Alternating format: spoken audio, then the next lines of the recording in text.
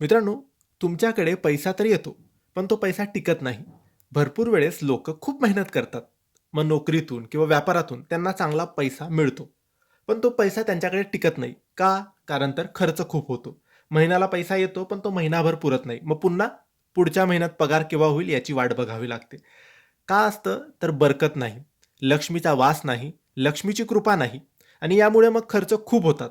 असे असे खर्च होतात, की पैसा टिकतच नाही. अचानक मोठा खर्च समोर येऊन उभा राहतो.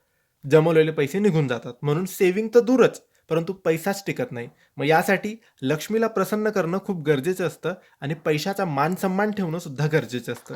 यासाठीच स्वामींची अष्टलक्ष्मी सेवा आहे. ही अष्टलक्ष्मी सेवा तुम्ही सुद्धा केली, तर तुमच्यावर सुद्धा लक्ष्मी प्रसन्न होईल आणि तुमच्याकडे सुद्धा पैसा टिकायला लागेल. पैसा जेव्हा आपल्या घरात येतो, तेव्हा तो देवघरात ठेवायचा, त्याचे पूजन करायचे आणि थोडे पैसे तरी त्यातले गरिबाला ₹5-10 दान करायचे. ₹10-20 आपल्या तिजोरीत जमा करायचे आणि अष्टलक्ष्मी सेवा करायची. तुम्हाला ही अष्टलक्ष्मी सेवा हवी असेल, तर दिलेल्या WhatsApp नंबरवर तुम्ही आम्हाला मेसेज करू शकतात. त्याचे काही शुल्क आहे.